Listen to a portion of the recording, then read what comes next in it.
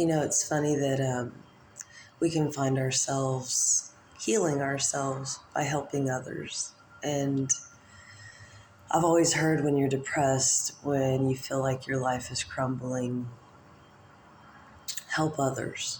And it will, for one, take your mind off of your own pain, your own troubles. And there's a sense of encouragement that comes with being there for somebody who's going through hard times. And also, you have to remember that as you help someone else, you're truly helping yourself. And the crazy thing is, I had someone reach out to me that she was going through a hard time. I met her, I think, about 3 weeks ago, something like that. And she was getting out of an abusive relationship, and she reminded me a lot of who I used to be. So I've helped her move along, helped her find the courage to make a choice, and now she's reaching out. The choice isn't what she thought it was going to be. But that's the thing.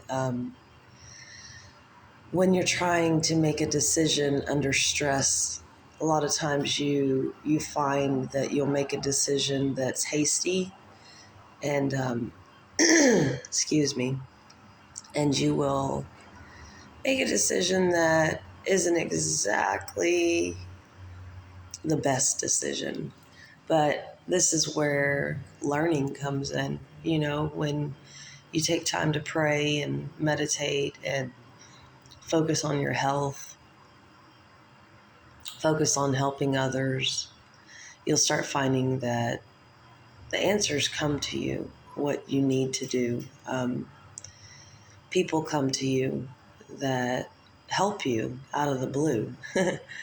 And it's almost divine intervention, but it's having to let go of what you can't control and don't let stress create tension and anxiety in your life. Because when you get to that point, that's where you want to lay down, give up, get pissed off at the world, whatever it is. You start feeling like a victim. But we all seem to forget we're not victims in this life. We are dealing with circumstances due to our choices. So just a reminder that take time when you feel like everything's hitting the fan, everything's falling apart, because it does get better. I promise you.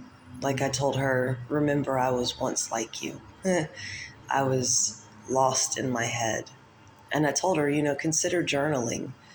Oh, I'm afraid it will lead me in circles and keep me stuck in my head. And like I told her, a lot of times you've got to go through the pain and the trauma, and it's hard, but that's the only way you're going to heal. It's almost like being tied up in knots and having to untie those knots to find who you are. Because if you look at it like a dark cloud, right? That trauma and pain puts a heavy weight on you. And it's hard. It's really hard. You feel alone. You feel like a victim. You feel like the world's out to get you.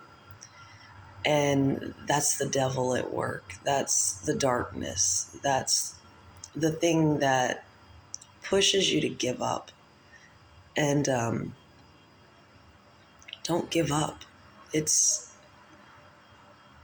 a challenging time, but that's where your strength comes from. That's when you find who you truly are. That's when you test the boundaries of yourself, And a lot of people forget that they need to create healthy boundaries for themselves. Practice self-care, exercise, put a little health in your diet. And one thing I used to tell my kids, it's fine to eat unhealthy, but you have to balance it. And the balance I always told them was 70% good, 30% bad.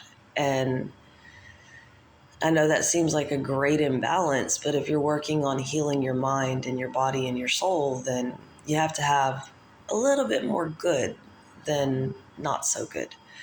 And you actually get used to it, and your body will begin to crave that heals you versus that just pacifies you.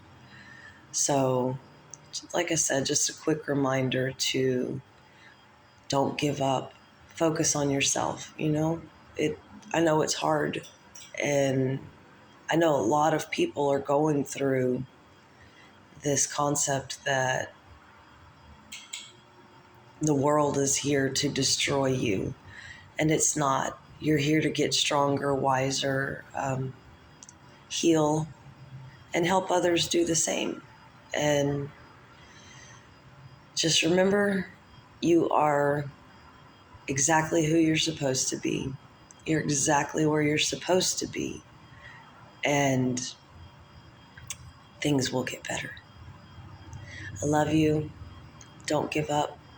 Don't give in to the darkness. You've got light inside of you. Let it shine. So, peace, love, and light.